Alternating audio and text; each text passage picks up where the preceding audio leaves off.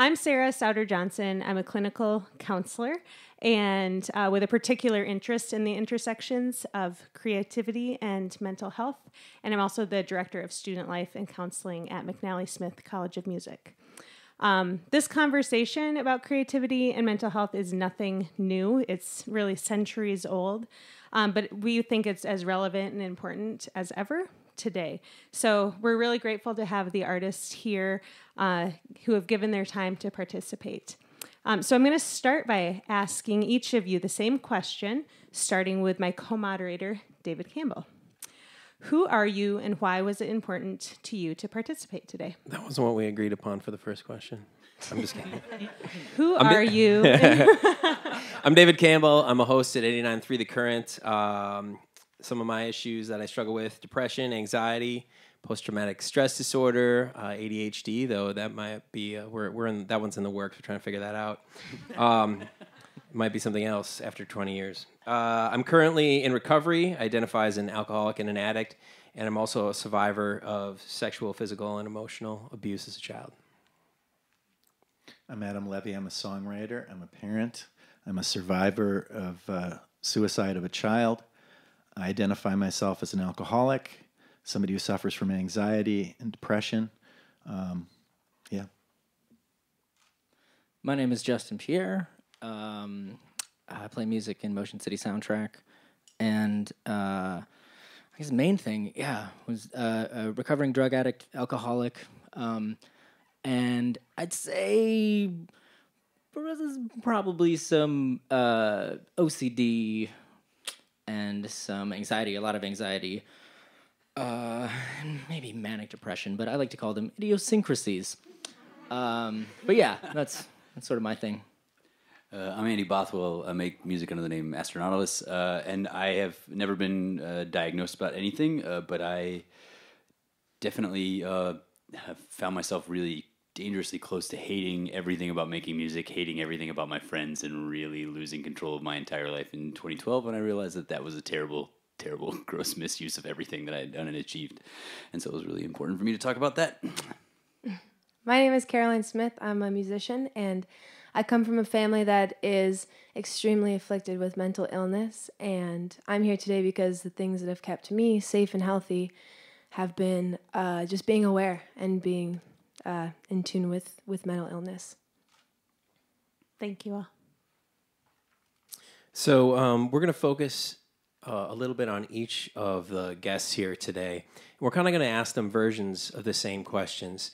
And that way you can get an idea of how this specific subject matter has shown up or occurred or existed in their individual lives and how it's affected their creativity and creative works. And we're going to start actually with Mr. Levy. Oh, I forgot too. Each of them is going to perform a song at the end of their kind of portion. So you get to hear some interesting stuff. Some stuff written as recently as last night, I believe, right? All right. You're really gutsy. So, Adam, describe the moment when you knew that your life had become unmanageable and you needed to make a change. You needed help. Well, there's been a lot of them because I suffer from alcoholism. I have a whole sort of series of periods of my life where I realized things were out of control. Part of it is people expressing concern and family and loved ones. I think I started noticing I was really tired. I was exhausted from alcohol. And I felt, I was recovering every day from drinking. I wasn't really enjoying being drunk. I was chasing what I would call oblivion. And so people kind of pointing it out to me, I was in denial for a long time about it. I also felt a sense of a lack of control when I went into my son's bedroom in the last couple of weeks of his life, and I had this sort of anxiety moment where I just wanted to grab him and get him into emergency care. And he was visiting me, but was going to head back to New York in a couple of days, and I just had this just complete panic attack. Like I knew something was going to happen. So I went in his bedroom, and I grabbed my 21-year-old son, and I said, "I'm taking you to Hennepin County Emergency right now." And there's nothing you can do about it. And he was fast asleep when I woke him up. He bolted out of bed. He's like, Dad, I'm gone. If you try to get me to go into emergency care right now, I'm going to leave. You'll never find me. And so walking away from that, knowing that I could not control the outcome of my son's life, it was a life-changing moment. And within 2 weeks, my son committed suicide. So there is a sense of powerlessness that comes along with being a parent of somebody dealing with mental illness. When you came to realize that what you had been doing in your life, the means by which you were, controlling your anxiety or just drinking because that was what musicians do or whatever, when you realized like that wasn't working for you anymore, what's the first thing that you did, the first step you took toward finding another way to go? Well, for me, with alcoholism, I would say I sort of dabbled in the 12-step stuff just because people that buy into that really see that as one of the only solutions to it. But I did things that I thought were what I would call kind of estimable activities, like I like boxing, so I spent more time doing things that made me feel good, and sort of took people out of the equation in my life who I felt were emotionally draining and encouraging of drug use and alcohol use. That's a good answer. What happened when you started to address the issues head on like that? Well, it's interesting because in the recovery process, there is a sense of kind of elation and excitement that happens once you identify or you're willing to say, I've got a problem. And then you sort of feel like, oh, this is going to be easy. The pink cloud. Now I stopped. I took alcohol out of the picture.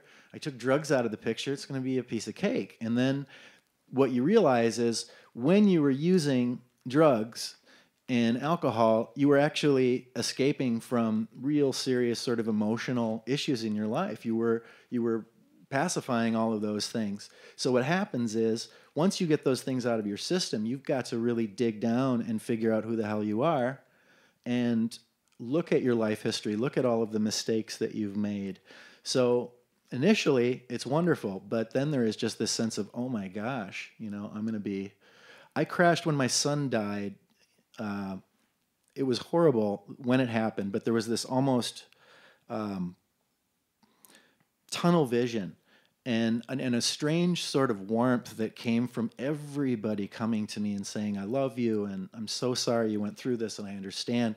So that first year of my son's death, while it was very painful, wasn't as painful as what happened to me 2 years following his death when I had alcohol out of my system and I hit a wall emotionally. And his death then sort of, the significance of his death in my life reached a whole nother dimension. So I don't know if that answers your question, that initially there's this, we deal and it feels sort of good, but there can be these residual issues that we've got to deal with. It becomes a job. Yeah, now you're living with the stuff that you were avoiding. Right. Yeah. I really, thank you for your honesty and your authenticity. You're going to perform a song for us now that actually is, I think you said definitely about your son's passing. Yeah, you got this in the machine there. There we go. Yeah, so I wrote this song yesterday, and partly because I was thinking about what we were going to be talking about today. I went through a period after my son's death. It was virtually impossible for me to write anything, just because it felt trite and,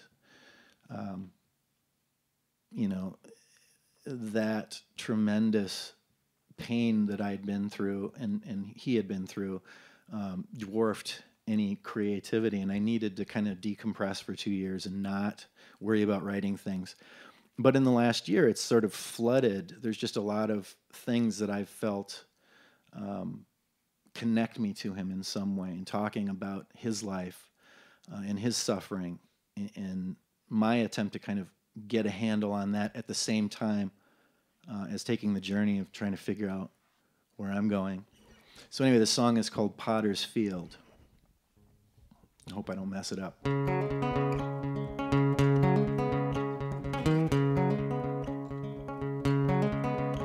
There's a cloud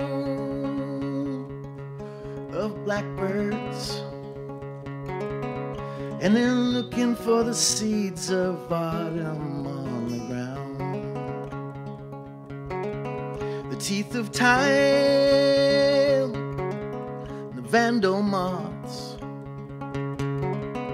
devour memories, stone, paper, wood, iron, and cloth. It'll pull you like a magnet. It'll soothe your nerves. It'll quiet pain. In the end, it'll run you ragged. It'll knock you down. It'll take you out to the potter's field in the rain. There's a photo, black and white, of that troubled boy looking through us through all time. There was no way living he could banish the parade of demons in his mind. It'll pull you like a magnet. It'll soothe your nerves. It'll quiet pain. In the end, it'll run you ragged. It'll knock you down. It'll take you out to the potter's field in the rain.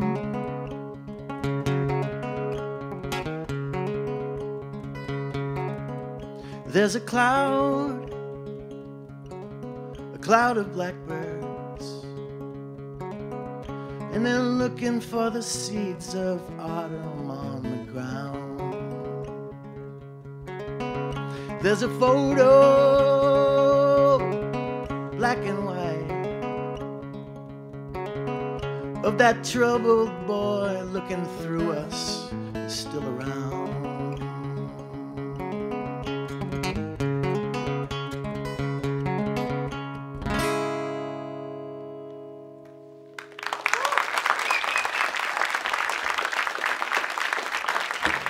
Levy. Thanks. We're going to, let's see, I believe Caroline. We're going to talk to you next. Okay. You ready? Or you want to pass? No. Let's do this. Okay. I think I'm ready. So, because your situation is just a little bit different, we've got some slightly like a different variation on a lot of those questions. Tell us a little bit about, you mentioned earlier that there's a history of mental illness in your family. I wanted to see if you could just quickly outline kind of what that is and how it's affected, your family and you. Yeah, so I kind of represent offspring of mental illness. And it was a really serious issue in our family, manic depression and bipolar specifically. And my mother is one of three, and she has two brothers, and they both committed suicide. What we say they both did. One successfully, one didn't quite succeed, but he doesn't. He's not able to function. So, she kind of came from a spot where she wished that it was talked about more openly in her family, and that her brothers could have received help, and that's kind of been her mission in life with her children. I have three siblings. She's mother of four, and every single one of us has been just kind of been pounded into our heads like mental health, and I kind of come from a clinical side of it. I've seen a therapist my entire life. I mean, I've been being young and being like, hey, when I go to therapy, Mom. She's like, everybody needs therapy. Your mom is a smart woman. Yeah. So, that's kind of where I come from. I think I definitely have mental illness I have manic depression tendencies, and I feel very grateful that I've never really gotten to see it full bloom because it's always been kept at bay. So you said your mom talked about it a lot, was very A lot. open with you, Mm-hmm. and emphasized the need to take care of yourself. Yeah. So what were you taught to do to prevent being affected by these afflictions? Or what were you taught in terms of how you deal with them as a family? Specifically being a woman, always feeling confident to say no when something isn't feeling comfortable for you. I think a lot of women deal with that specifically. And having a mother just kind of drill that into your head, like going to school and she's like, and, if you're not feeling comfortable, what do you say? I say no, Mom, thanks, I got it. But another thing is that my mother, I think specifically to her, she's very in tune with her children in like a miraculous way. She's a great mother, but she can always tell when something is on my mind or I'm not being open about something or I'm letting something eat away inside at me. Mm-hmm. And so the number one thing is to always ask for help if you need it, or to always just be open. And if, she's like, if you don't want to talk with me, that's fine. Then we're going to set you up an appointment with Barb, which is my therapist. So, just always being in tune with it that way. And of course, exercise and health is like physical health is a big thing too. 'Cause, if you don't feel like working out and you're just kind of feeling depressed and you're eating kind of crappy, I think that those are kind of indicative of your mental health too, Sure. Yeah. What are the signs that you see? I mean, you kind of just mentioned it, but what are the signs you see when you know you need to take action, and what happens when you do? So this is interesting because the older I get, I always just kind of thought it was depression, like, oh, when you're feeling really sad. But I am actually experiencing a lot more mania than I am just straight depression. And I was really excited to be part of this panel because I very strongly believe it has a lot to do with the creative mind. And, a creative mind that balances everything on your ego, on your, your success in your career. It's all balanced on like, how good did you do or could you have done better? And so those things really lend itself to my mania. And so something that I can see as a sign, partly because my mother is the exact same way. She's just not a musician. She was a nurse, and then she was a coffee shop owner, and then she was an insurance agent, and then she was like all of these things. And that's definitely what I inherited. And so I'm just like website, t-shirt design, production, writing, co-writing, all of these things. I do them all, and they all fall under this umbrella. And I get to this place where like I will just stay up and I'll just work for like 18 hours straight, and it's so fun and it's so great. And you just feel like you're on top of the world. And then like I like stop myself and I'm like, this is really bad. Because in approximately 2 hours, you're going to want to kill yourself, literally. So being aware of that ebb and that flow and just trying to stop it. I have a really awesome partner too that's really in tune with it too. And he'll be like, Caroline, you might want to just sit down and breathe and relax.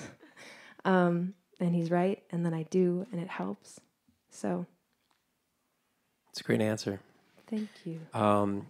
You are going to perform a song from your most recent record. Why did you choose this one? So, title track, right? Yes, this song is called Half About Being a Woman. This song to me represents, what was I going to say? Okay, mania. This song, so my other agenda too is that the idea of the tortured artist and an artist believing that they need to be going through some kind of tumult and upset in order to be writing a good song, it's really dangerous for me, an artist like me, and a lot of creative people who experience the same kind of push and pull of mental illness. It's dangerous because if that was true, I would be very sick and I wouldn't be able to be healthy to make good art, which doesn't really make a lot of sense. And this is something I realized later when I was like 25, 26 now, so about a year ago, not that long ago. I wrote this song because it kind of symbolized to me this old Caroline that needed to experience unrequited love or just be in a low spot to write a good song. And then she kind of turns into this strong Caroline that leaves an unhealthy situation strong and hopefully still able to make good songs.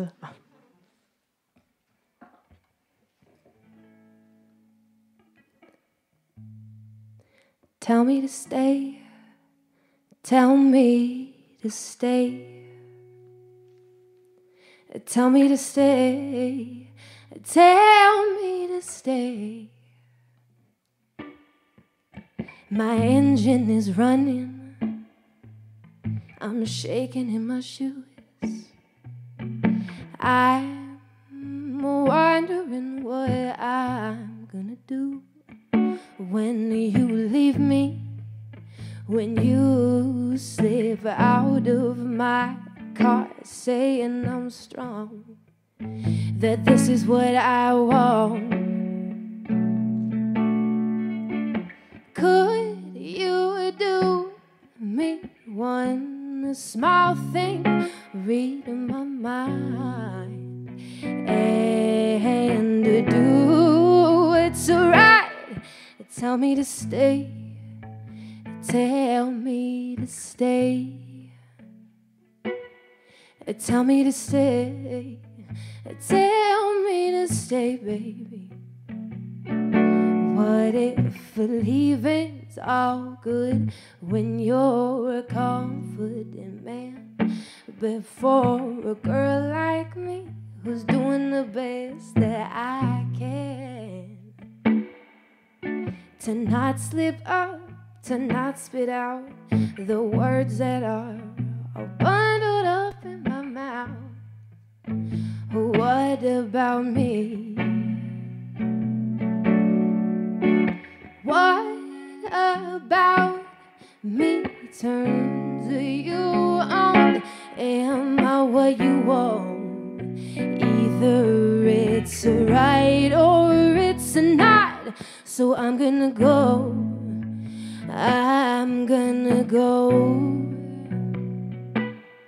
I'm gonna go. I'm gonna go. And I won't tell you to stay. No, no, no, no, no, no, no. I won't tell you to stay.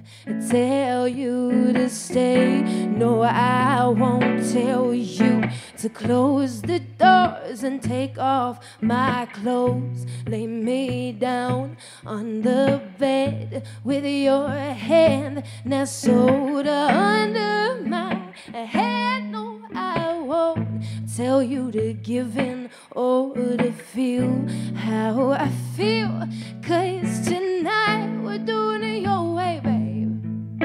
And this is your deal. And everything you want, you got that feels good, but you and I won't go. See, I'm gonna go. I'm gonna go. I'm walking out, babe. 'Cause being a woman is half about being wrong, but the other half led me to be singing this song.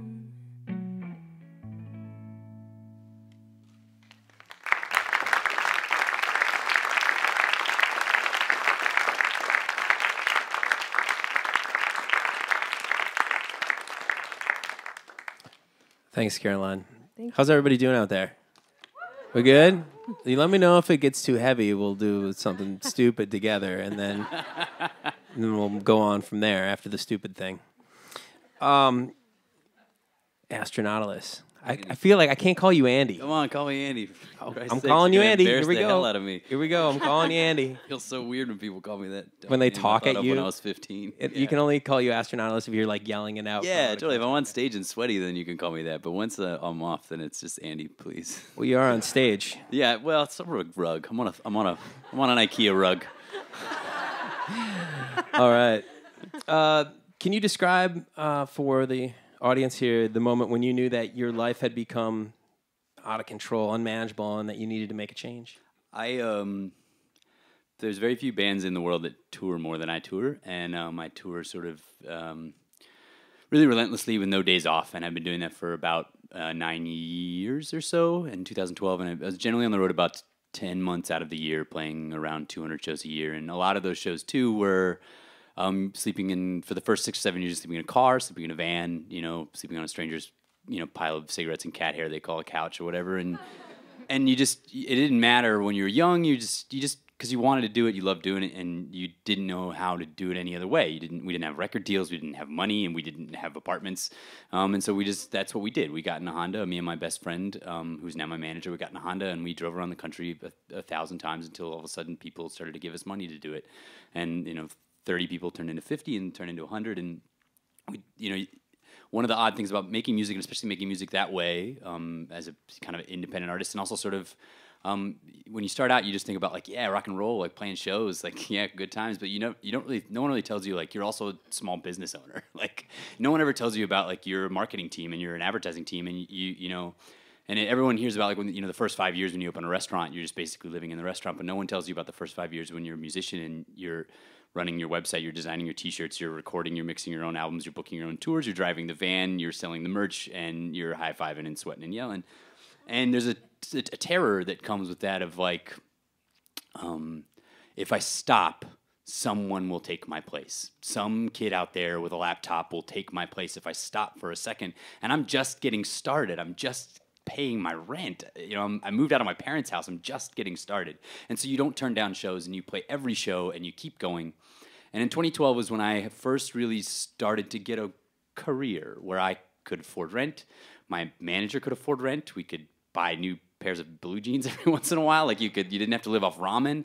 And it was like really going well. I had a band. I could pay my band. It was all going. But that terror, the bigger it got, the bigger the terror got. And so 2012 was the most like success that I had, like the biggest leap of success that I had, but also the most brutal touring schedule of my life. And at the end of it, we were all really worn out. I remember we had done one tour, then flown to Russia to play shows, and then immediately flown back into another tour. And it was like about a 6-month stretch of just pretty much 0 days off. And at the end of the tour, end of the year, we were sort of like, oh, we haven't, really played Vancouver in a while. And so we decided to book this like 2-week tour through the western half of the United States in December. It was just so stupid, and we literally crossed the Rockies and the Sierra Nevadas and every major mountain chain in America in the dead of winter in a Mercedes-Benz van with no chains on it, and almost died like 4 times. And we were all sick, and ultimately we didn't need the money. And we were in Iowa, and we almost got crushed between 2 semi-trailers that got blown together because of the ice on the road. And we were stranded in Altoona, Iowa for days on end, and I got in a huge shouting match. Everyone got in a huge shouting match. I slapped my guitarist at one point, which I don't hit people. And after it was all said and done, I didn't talk. My manager and who was my best friend in my world, we're basically married. I have spent more time with him in my life than my parents, and I am very close to my parents. But he, for 10 years, was this far away from me in the Honda. I know all about that guy for better or for worse. And we didn't talk for a month, and it was the first time that I hated my job. And I didn't get into this to hate it. I got into this because I loved it, and that was scary as hell. And there was this realization of it's not worth it. It's not worth doing this if you hate it. And so after a month of a break of talking to my manager, I talked to everybody that I knew, my parents, my brothers, my best friends, and just was what the hell do I do with this? And eventually, my manager and I talked again, and 3 to 4 hours of just yelling and crying and coming out on the other side. That was the moment of this has to change. It has to change, or I'll end up hating making music, and that's just the stupidest thing ever. Yeah. So, Andy, what happened when you actually started to address the issue? Well, we took time off the road. First, Stop slapping people. yeah, stop slapping people. Yeah, I got to have to explain that story at some point. Technically, he asked me to slap him. It was not a good night. We took time off the road, first of all, and then it was a lot of talking. It was a lot of talking between all of us, and a lot of talking to other people, and me encouraging my manager to talk to his friends that are not us, and me talking to people that are not him, and then coming back and talking to each other. And when we had that long talk before, we had the talk like, look, I have a lot that I want you to talk about, but I think that both of us should take time to write down everything, because we're both really emotional guys, and we're both the kind of guys that and we end the conversation by just crying like a bunch of big babies, and it was great. But it was the tendency for me is that I get so emotional in those moments, I forget the points that I need to bring up. I forget the things that I was supposed to say. And then once it sort of hit that point, it was this realization of you start weighing shows. Before that, it was can we do this financially? Can we do this show financially? And then it was is the show enough money to do? And then it was is the show good exposure? Sometimes you sacrifice some money because it's good exposure. But then we added this other element of is it worth it? Is it worth it? Is it worth this? Because every show comes with stress. Even great shows, fantastic hometown shows at First Ave come with some level of stress.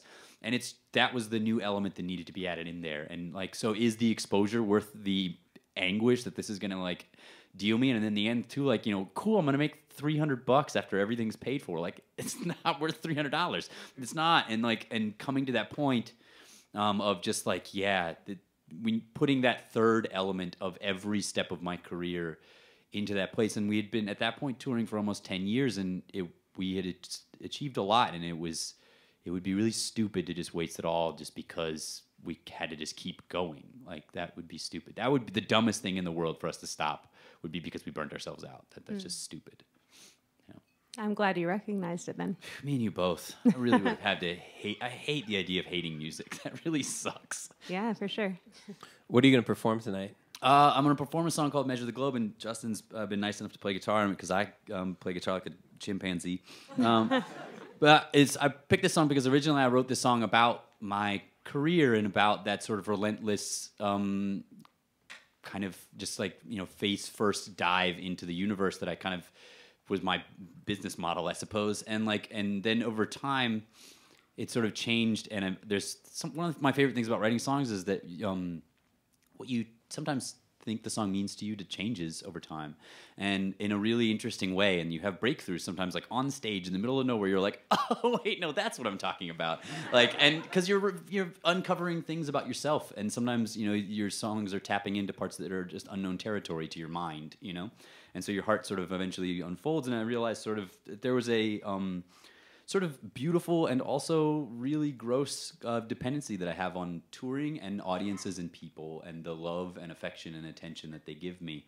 And that's there's a validation that a lot of artists get from that is a huge replacement for other things and holes in their life. And once I sort of realized that the last line, the crux of the whole thing is that all I'm left with is you, is about the audience. And that was a realization, a big kind of awakening, maybe that's not healthy. I need other things in my life other than music and applause. That's not going to get me through when I'm 55 and I have kids and stuff. I can't, wait around for audiences to cheer my fatherhood or whatever. So this song's called Measure the Globe, and it was about one thing, and now it's about an entirely different thing. And Justin and I are going to play it together. There we go. Yep.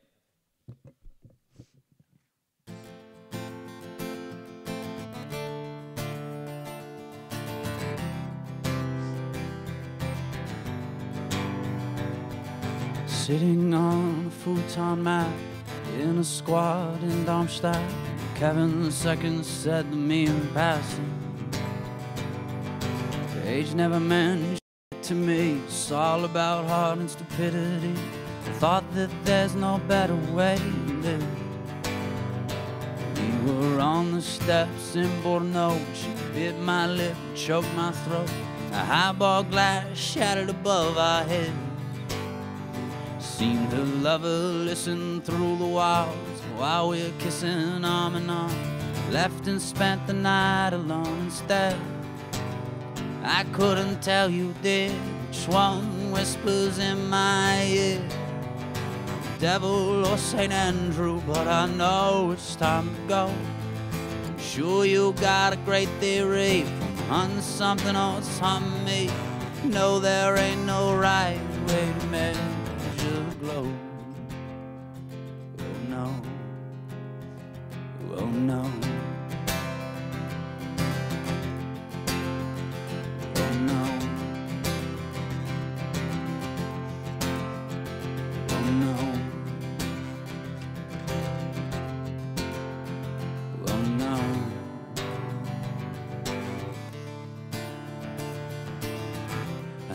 You dream of it too. Roads that are endless and rooms that are huge. With these visions of heaven or nightmares I'm living, all I know is I'm scared of the truth. And if the world could end very soon, and all we've accomplished is move, coat the carpet in gasoline, strike our last match and leave photo the whole house is consumed. So I cover my hand in tattoos, I kiss any woman that moves. There's no Lord to forgive me, and physics is tricky, so all that I'm left with is you. All that I'm left is you. All that I'm left is you. It's true. I couldn't tell you, dear, which one whispers in my ear, devil or St. Andrew, but I know it's time to go. I'm sure you got a great theory on something or it's on me. No, there ain't no right way to measure glow. No.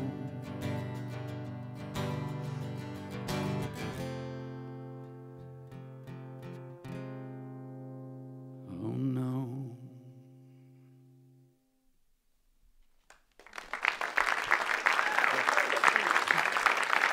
Thank you. Andy. There you go, Andy. Yeah, ladies and gentlemen, Andy. Andy. Now you can call me Astronautalis because I sang a song. Oh, wait. It's really terrible. Astronautalis. There you go. Cool.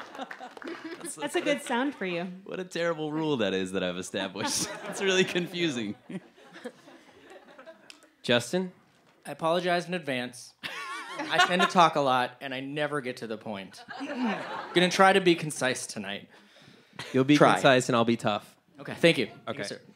So we're going to ask you the same question. Describe the moment when you knew that your life had become unmanageable and you needed to make a change, that you needed help. I think I really probably knew it when I was a teenager. But I just kind of let it keep going. And I think, in terms of... it's just weird. I feel like I didn't like myself, and I don't know why, because right now I really like myself. And it's not like... But it took a while to get to that point where I can say that without, making a weird comment or something, And I think I just, I discovered drugs and alcohol at a pretty young age, and it just made me feel not what I had felt before. And then I just kind of chased that forever. And, I've had a lot of, I've had a lot of, bottoms that kept going to more and more bottoms. And the one thing, anticipating your next question, it's kind of... You've been paying attention, I see. Yeah. Oh, sorry, was that... It's no. cool. But I think, the last time... I went to, anyway, I don't know. In 2007, we made a record, and I was just in a weird place, and I had been sober, but just kind of not using. And I was seeing someone, and then she broke up with me, and then I kind of, I just went out one night, and I just got wasted, and I came back to the place that we were recording. I was living with Josh, who was the guitar player, and I just threw up all over the place, and I woke up in the morning, and I'm like, I don't know what happened, and I just went and told them, and I'm like, look, I went out last night, and it was bad, and I'm sorry. And that was a weird thing for me. I had never told them when anything happened. I would always try to keep it from them. And then I was sober for a few more weeks, and then when I came home, I just kind of drank and drank and drank and drank and drank. And one day I woke up in my place, and both Josh and my dad were at my apartment. And the last thing I remember was getting into a cab the night before. I'm just like, why are you here? And oh, that's right, I was supposed to go to play a college show today, and usually what I had done is I would drink, and then I'd I'd get it together, and then I'd go out, and the first few days would be miserable, but then I'd be sober for the tour, you know? And that didn't happen. And then I was like, oh, I need to do something, and I don't know what to do. And I ended up calling the owner of our label, who had helped me out in 2004 when I had a similar sort of problem. And I'm like, look, I don't know what to do. I've got 2 options. I can go to Hazelden in like 2 weeks, which in my head was like this very posh resort, or I could go to Fairview Riverside today, which was like the prison of rehab centers. And I'm like, I don't know what to do. And then Brett just said, I think you do know what to do. And I'm like, oh yeah, I should go to the place that scares me. And that was the first time I ever made a decision that went against everything that I wanted to do. And it was the first time where I like actually attacked it. And I don't know where it came from. I don't know why I did it. And it was really weird. But I did it. And then ever since then, it took me a few more years to get it. And, you know, I'm coming up on 5 years in January of being completely sober. But, like, it was just literally for me, it's been doing the hard thing over and over and over to get, you know, hopefully to a place where there are no more hard things. So, I don't know. I'm going to jump in here.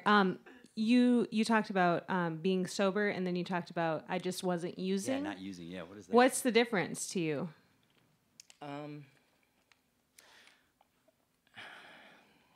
I think that you can be, let's see, without, I think it's an attitude, a shift, a change, a mental, a way of looking at things. And I think now I accept things a lot more than I used to. I think I was sober in terms of like not using, but I was fighting everything. And I don't know how to go into detail. It was just like this constant like fist clenching and teeth clenching way of getting through life. And then at a certain point, and I don't know how it happened, but I just kind of let go. And we actually were talking about this earlier about getting to a place where you can just let go of outcomes because you have no control, like really, and just focus on the moment. And it is so hard to do, but I've gotten to a place where I'm better at that. You know, I don't think anybody ever gets, I mean, maybe some people do, but I haven't.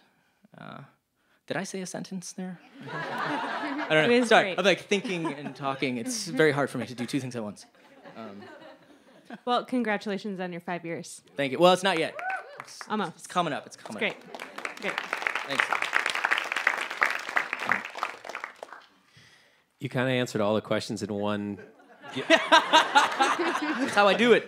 I would just like as one more thing I wanted to ask. Since you made that decision, or since that metamorphosis where you kind of let go and started doing the difficult thing, since you've started down that road, what does your life look like now in comparison with what it looked like when you were clenching the teeth and the growling? I think I missed a lot of opportunities that could have been enjoyable in so many ways. And I've dealt with the fact that like I didn't do stuff. Like I'm okay. Like I can go, or on the flip side, sorry, I'm jumping around, but like if I did something horrible to someone, like I there's nothing I can do now. I apologize and I feel bad about it, but I can't dwell on it. Like I have to move forward for me. Sorry, I got lost a little bit there. What was the? How does life look now that you've decided to let go? I mean, I'm still and do like the tough stuff. I'm, and I say this with like because I can, but I'm a maniac. But I think I focused the energy into a positive place. For instance, this what we're doing now, I think it's very important, and it terrifies me. But I think I need to do it because once I do it, then it's been done, and I can say that I did that, and I had that experience, even though it frightens me, And so, I think what I'm saying is that I used to just let fear take over every decision and just say no, and then just shut down and get away from things. And then now I'm still terrified, but I go through them to have the experience because I want to get to a place where there is no fear. But I know that that's not really possible. But it's a fun. I don't know. It's just a more interesting way to live. That's a great answer. Yeah. Thanks. What are you going to perform tonight? I'm gonna play a song that I've never played before, and I don't know that many people have heard. I have some friends that have an organization called Everyone Is Gay, and it focuses on GLBT and Q youth advice, but it's really just advice for anybody, whether it's relationship or just life advice, and they're so funny. And they do this thing every year where they have what they call the gayest compilation ever made, and they asked me to be a part of it for Volume 2. And so I was like, all right. And this is an interesting way to write a song, I think, where like I got these friends and they want an original song and I have a place for it. Now what is it gonna be? And it was like I just really wanted to, write a good song. I don't know if it is, but I'm very proud of it. And then I tried to make it something that was universal, and that hopefully you can kind of plug in your own feelings into it and make it make sense for you. So it was almost like an exercise, and I'm very happy with how it turned out. But I had to learn how to play it on one instrument instead of many. So we'll see.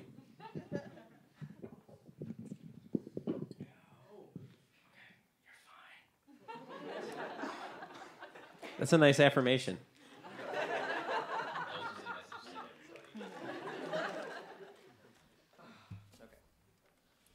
We can do this together. Thank you, Chair. Got this? Oh, yeah, I got this. Okay.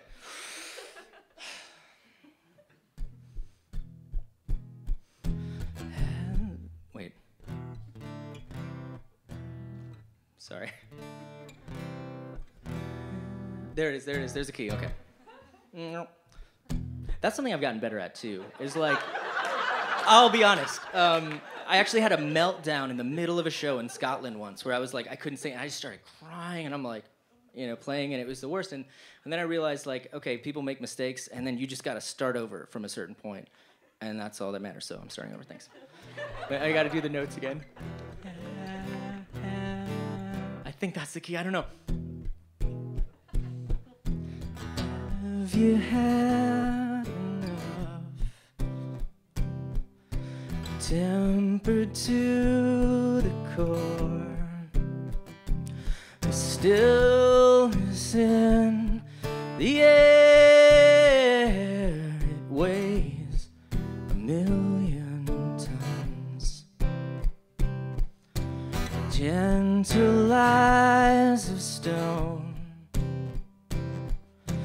Liars everyone.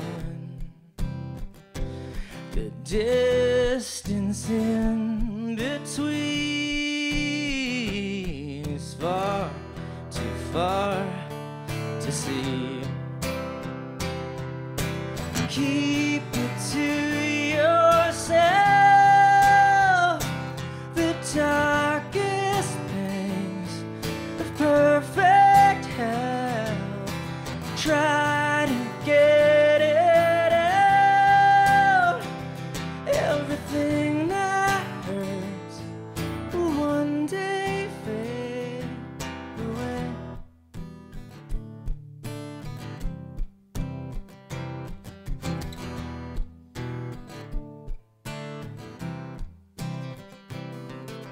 Time will wait you out.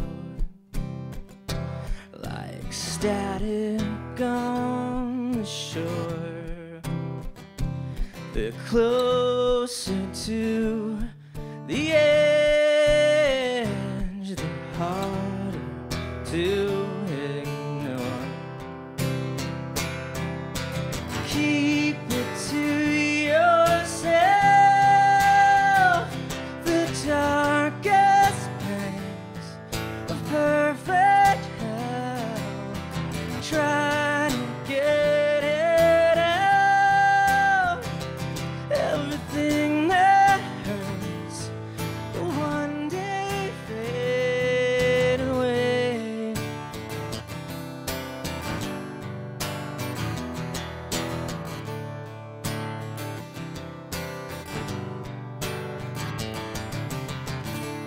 It hurts to see you in so much pain. It hurts melodies I can't explain.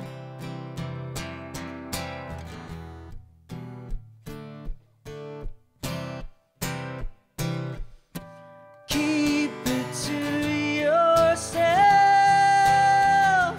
the darkest nights of perfect health. Try to get it out, everything that hurts will one day fade away.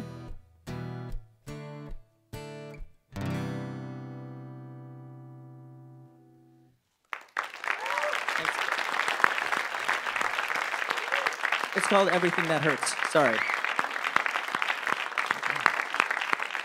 Thanks, Justin.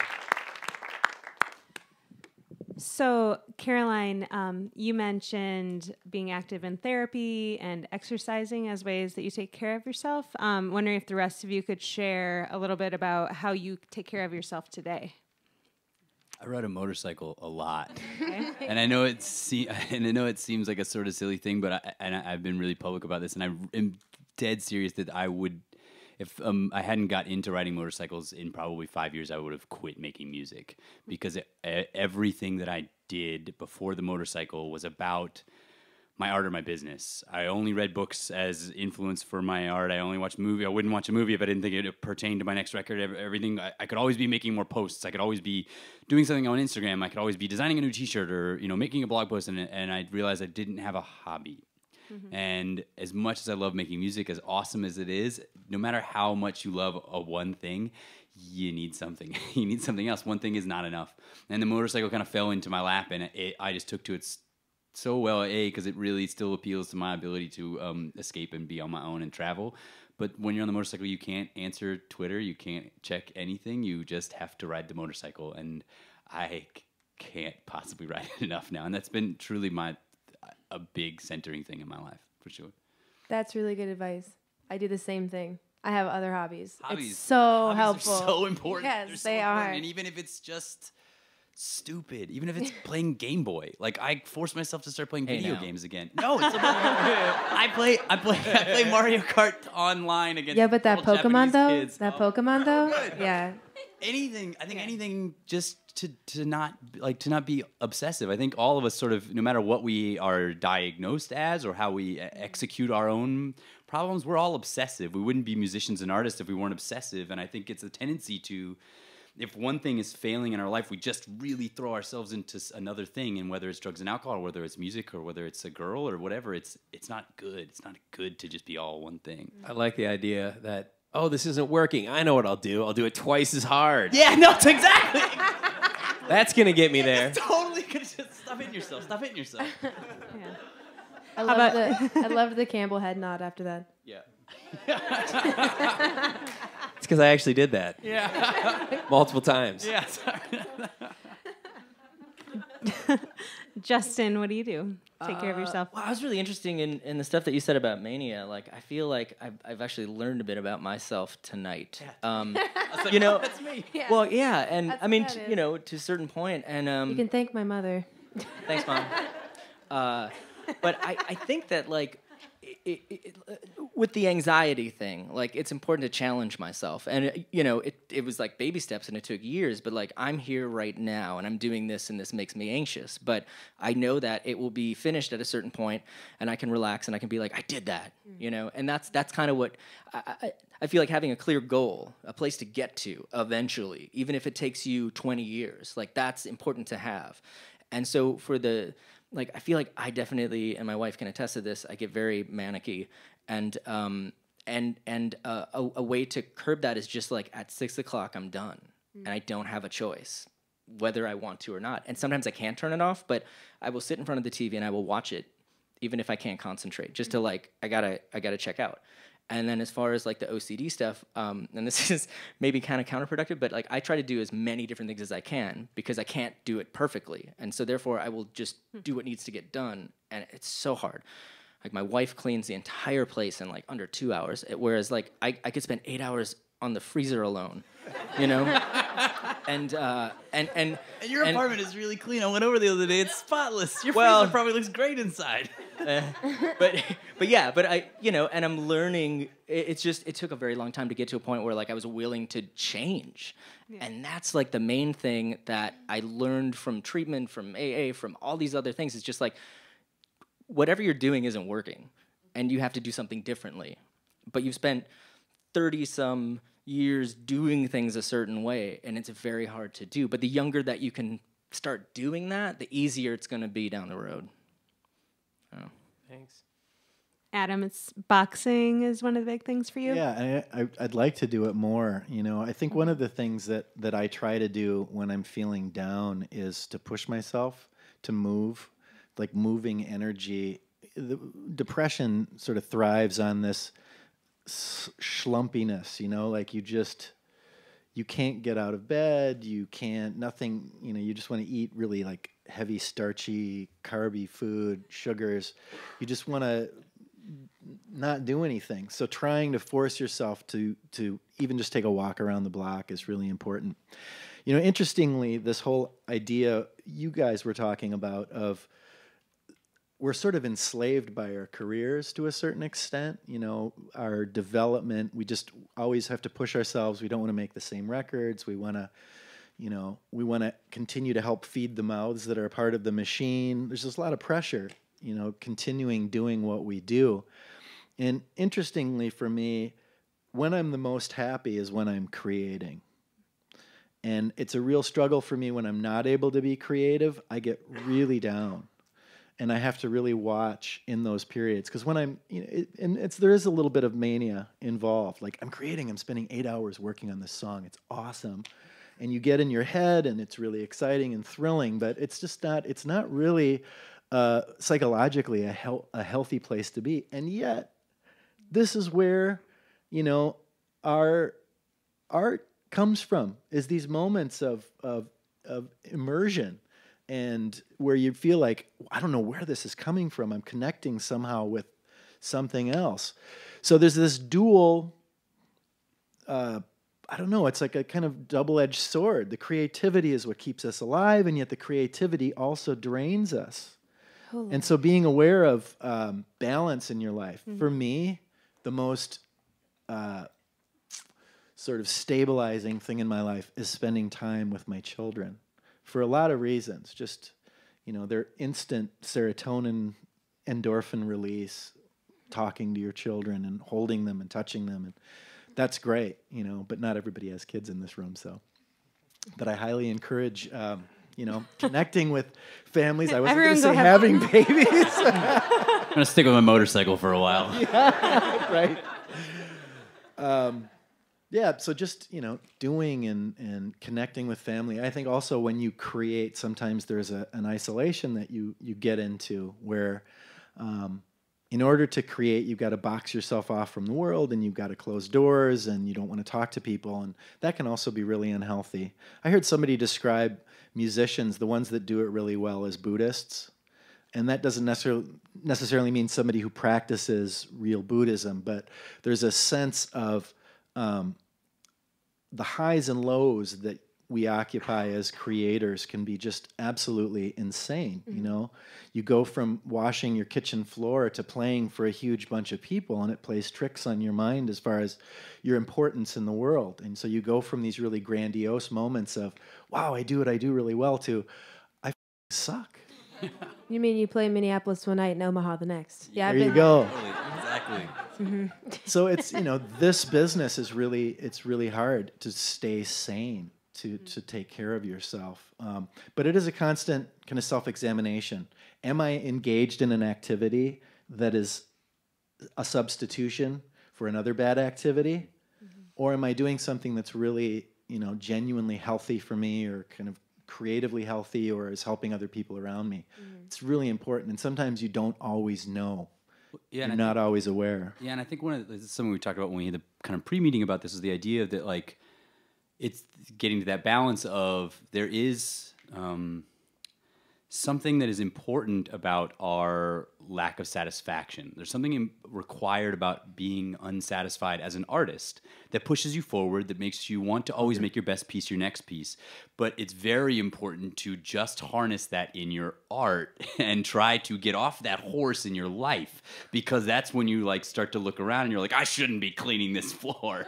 But like really, like you should. Yeah. You just got an apartment in Whittier. Settle down, bud. Like, and so I think that it is a good thing. Like, there is an inherent dissatisfaction. I think it is a requirement of being a creative, productive artist. But then there has to be a time when you have to be satisfied with, like what you said. You have to let go and be like, I cannot make this perfect. It's not going to happen. And that sort of like Buddhist kind of like releasing your energy into the world and realizing there's only so much that you can do. And yeah, that's a tough balance for sure. The next part of the program tonight involves you guys. You willing? Yeah. All right. So we'd like for you to ask questions of any of us up here regarding the experiences of any of the guests. Includes both Sarah and me, or any of the topics that we covered here tonight. Please note that we only have 10 minutes. Unfortunately, we're running a little bit behind. We only have 10 minutes for this portion of the program. So just make your question as succinct as possible so that we can get as many questions as possible. And know, too, that there will be some time afterward in the reception from 8:30 to 9:30 where you can ask questions more specific to you, and that you'll be kind of covered that way. Cool? Who is the first brave soul that would like to ask a question? All right.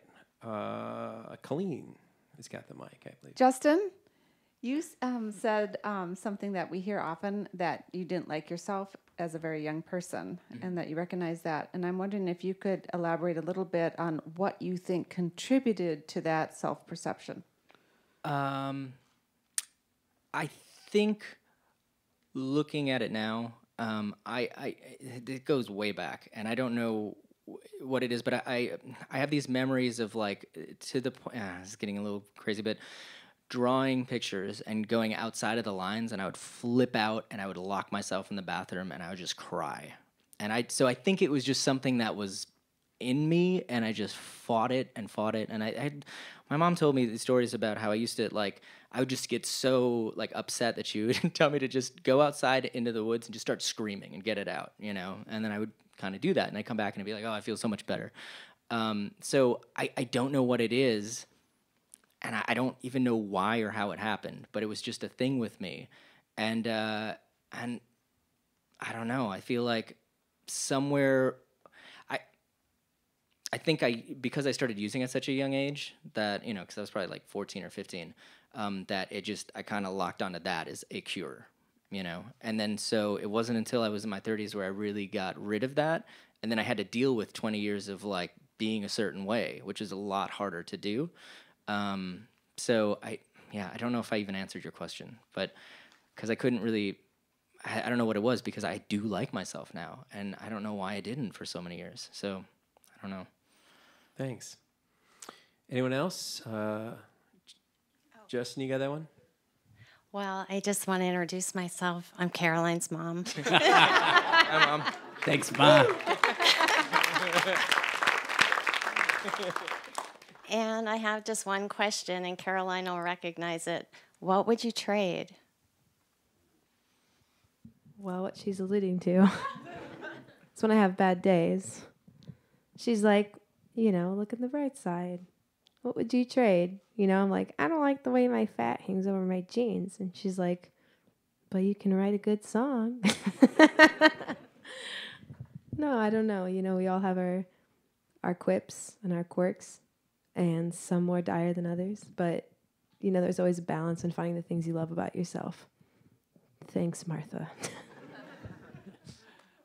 Yeah, I don't know. I think I still want to be a professional skateboarder, but like other than that, like in the end, it's the good news is that it's hard to imagine things being better when I'm right now and I'm starting about love and shininess. It's really hard to imagine things being better than this, because I am at a point in my career where I'm past what I could imagine when I was 15 years old. Like, I get to do things that I couldn't even think possible. So I can't think of anything that I would trade. Now, granted, when I'm like sitting backstage at a club full of 10 people who don't care about me, then I probably would trade a lot of things then. But I can't really answer that until I'm in that place, because I feel like they're two different people, you know. I've been to that club. Yeah, The 10 man. People Club? Yeah, that sound sucks.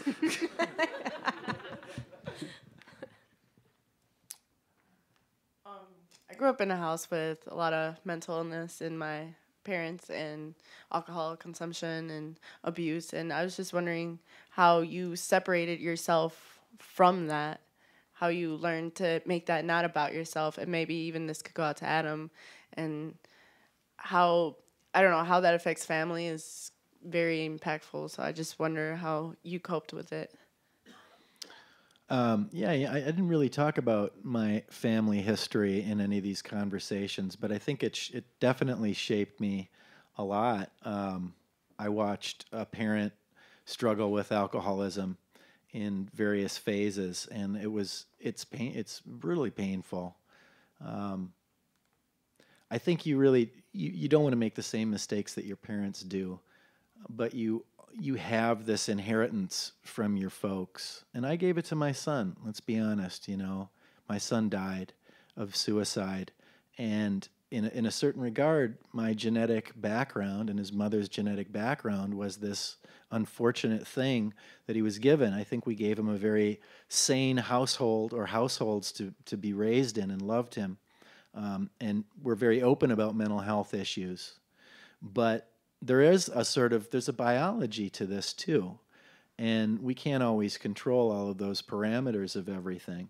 I will say, since I stopped using, it's allowed me to have a vantage point with my children and to talk to them sensibly about choices that they're making.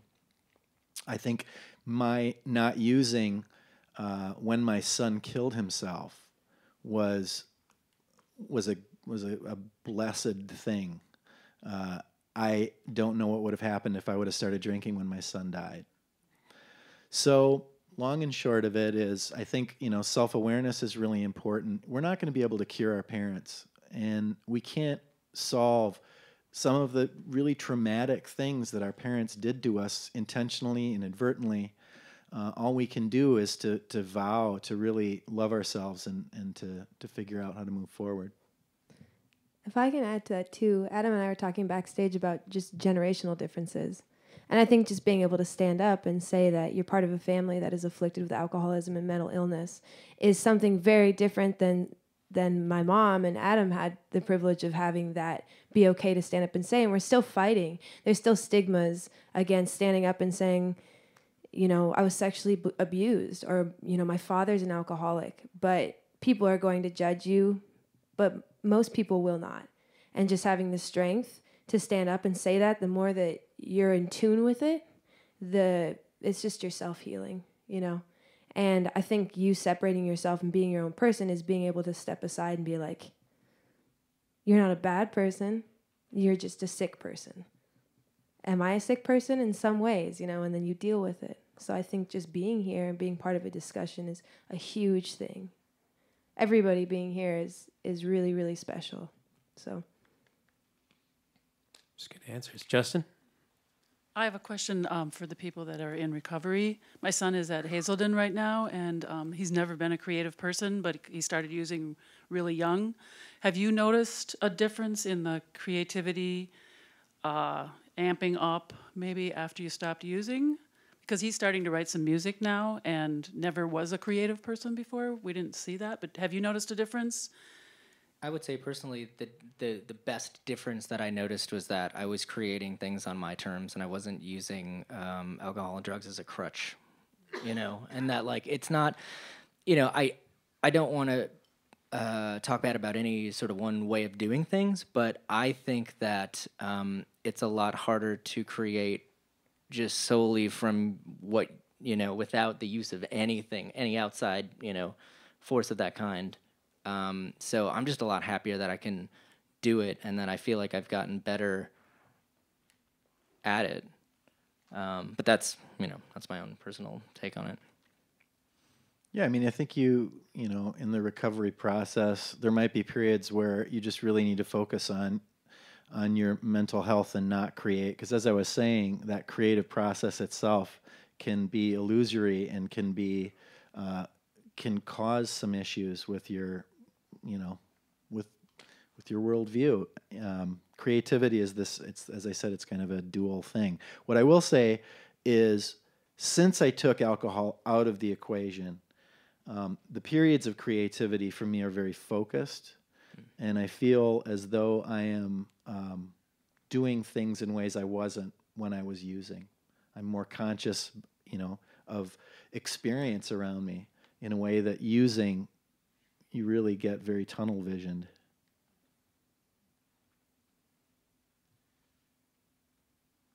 Colleen. Hi, my name's Jacqueline.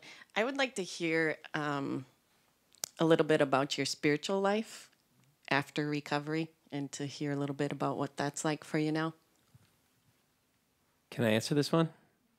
Okay. This is, we're going to talk about later. I don't think we're going to have the chance to, but we're going to talk about like the most important thing that you've learned. And this is very closely connected to mine. When I got to treatment, they said, oh yeah, tonight you're going to go to an AA meeting. And I was like, what? This is not what we agreed upon when I signed that huge check to you about an hour ago. And then the next day they said, oh yeah, and it's really important that you develop a spiritual practice. And then I almost lost it, I was just like, no, you can't. I felt really kind of manipulated. Whatever, I was delusional. My point is that part of like me letting myself be helped is actually taking that advice.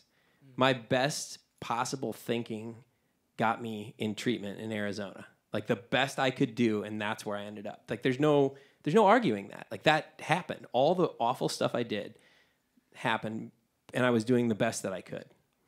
But when I open up to allowing myself to be helped by other people, great things can happen. Spirituality is one of those things for me. A lot of people see the big G word and a lot of the 12-step stuff, and they freak out. But I had to find a version of that worked for me. And so I read some books, and I talk with people who are from various different religious backgrounds about what their spiritual practice looks like. Like I realized that spirituality to me can be connection to, a higher power of my own conception during a yoga class. Like I pray when I'm in child's pose in yoga class. What am I praying to? I don't know. I don't have to know. It's not important that I know. I'm a human being. And my body of knowledge is finite. You know what I mean? I'll never know the secret mysteries of the universe. And the fact that I used to think that I could was the thing that put me in the position that I was in. I was my own God. So I had to kneel and be humble and surrender to the idea that I wasn't in charge of my life and that something else was. And when that happened, good things could happen to me. It's terrifying. It's absolutely terrifying because your whole life you've been the person that's like, got it, And now clearly you don't have it and you got to believe in this other thing that doesn't even, like, you can't see it. You can't test for it. Tons of people argue against it, But that's what I did. Literally the counselor said, do this, and I did it. And I keep going with it, and I practice a little bit more, and I have conversations with friends about it that I used to be terrified. Sometimes I go to church. I don't even know what religion the church is that I go to. You know what I mean? They sing some songs, and we, yeah. That's what I'm saying. It's you got to try it. You got to try it all, and that's part of my journey now is to do that stuff. Where before I was just like, nope. And then guess who was the top of the food chain? Guess who made all the best decisions? Arizona treatment 2012. Did that answer your question?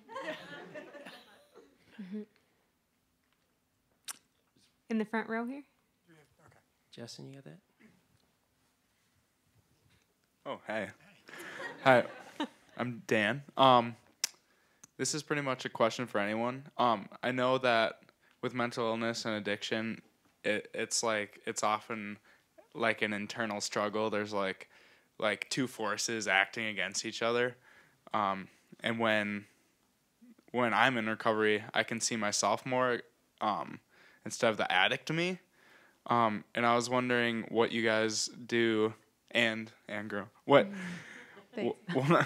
you do to like assess that old personality traits are coming back and what you do to like shed them or whatever. totally makes sense. It does. I mean, I can't answer the specific question of addiction by any means, but I definitely can see the crap parts of my personality and the parts that I'm proud of, and I can definitely see those as two very distinct entities. And when I feel them, I don't have a good way to answer that. Like I have sometimes handle it really well, and sometimes I handle it terribly. And I think one of the things that is has been really important for me, and I think since we've been all talking about this for weeks, kind of leading up to it, is the idea that it's never done. Like, you're going to screw up again. And whether you screw up like backsliding into addiction or alcohol, or you screw up in a small way, you're going to screw up again. And your work is never done. There's no fixed. Like, there's no cure. It never gets easy. It never makes sense. It's a constant daily maintenance. And that's why for me, like why I'm so like diehard about having like a hobby is because it's little things that bring me through. Like, and I will screw up again, and I will inevitably have to apologize to someone in my life for something that I did because of an old habit, because of something that's just crappy innate in me. And you just have to kind of take them on a day-by-day basis. It's a minute-by-minute thing. Like, and I think the thing that's the most helpful in the end for me is that, like, while I think Justin and I are sort of similar, that when neither of us have been diagnosed with anything. Like, I'm not, I don't know what's wrong with me as far as a legal standpoint, but I know when I'm not doing things right. Like, I know when I'm not being healthy, and I think everybody sort of knows that at some point. You know when you're screwing up, and it's how you deal with that. Like, and it's gonna happen again. Like, there's no fix. Like, and that's, to me, that kind of getting to what everyone else has sort of reiterated, like letting go of that, like, control and understanding that, like, we're not perfect. We're going to screw up. There's no done to this.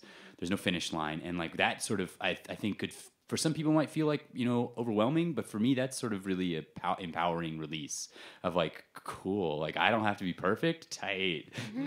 Cause I'm not like, and so, yeah, that for me, like, that's, I don't know. It's a minute by minute thing, man. Good luck.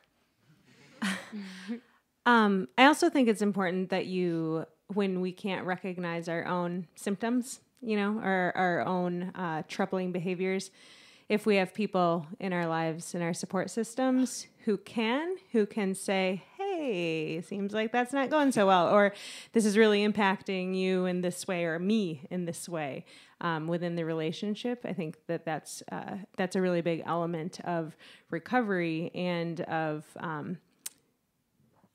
really of being human and being relational. And if you can surround yourself and at least have one person in your life who you trust to be able to point those things out to you, I think that's one of the most helpful things you can do too. Yeah, thanks for bringing that up. Yeah. I'm really spaced on that, but that's like, man, if I didn't, and I know we're not supposed to curse, but like if I didn't have people to call me on my I would be a total mess, and I'm really Be in deep Yeah, I'd be in deep man. Yeah, things would be really I don't say a lot. But Who's going to edit this again? Sorry. Beep, beep, beep. I have a partner that is really helpful and will literally like force me to do things that the healthy Caroline does, which is, for me personally, it's take alone time, because I'm an extreme extrovert. I just want to be around people all the time. Want to be touched and laughed at, and just in a good way, and both those things. But healthy Caroline likes to take time for herself and knit, or I'm just about to reupholster a chair. Why? God knows. I have no idea. But and do things like bike ride and walk. But the unhealthy Caroline that's totally trapped in mania and drinking too much just wants to order Chinese food from across the street and binge watch Sex in the City. And those are signs to Jesse, my partner, that I'm going to crash very soon. So he'll force me to do things. And if you don't have somebody like that in your life, that's where I would suggest a therapist. And my one piece of advice about therapy is that shop around. It's kind of like buying a car. You don't sit in a car and then, pay it a bunch of money and then tell your life story. You're a terrible driver. you really have to look for the perfect therapist, and they should remind you of something that feels safe to you. You shouldn't, if it doesn't feel right, it doesn't feel right. But I really, really do strongly promote therapy. Thank you. I think actually we got to wrap up the question stuff, but don't forget what you were going to ask. We're going to, like I said, there's a little reception afterwards. We're all going to be hanging around. So there's like an hour where we can, you can come up to one of us and ask. And there's also some resources out there. I think you were going to kind of do the. Yeah, right? Are we there yet? I think we are, aren't we? Or are we going to ask this? We're going to ask the one question that we came here to discuss, right? Right, please. Okay. Which is listed right here, right? No? Where are we? Okay. This one here. Having been where you were and knowing where you are now, in your opinion, do you need to be in distress to make and perform great art? No. No, not at all. Yeah, I think, and we talked about this earlier, that like when I'm really freaking out, I don't create anything. Like when I'm really freaking out, like I am sitting in my apartment just like staring at the walls. Like I'm not creating anything. The creativity is something that happens as a reflection, to reflect on the thing afterwards. Creativity is to exercise the demons, and ultimately, like, like nobody admires Van Gogh because he cut his ear off. We admire because he could paint his ass off, like, and as much as like I grew up admiring people like Bukowski and Kurt Cobain, and like we should admire their work, but we should pity their lives. Their lives are terrible, and I don't think that their terrible lives made their great art. Mm-hmm. I think their terrible lives kept them from great art, because my terrible life certainly kept me from great art, and the happier that I am, the better the work I make, and certainly the more work I make.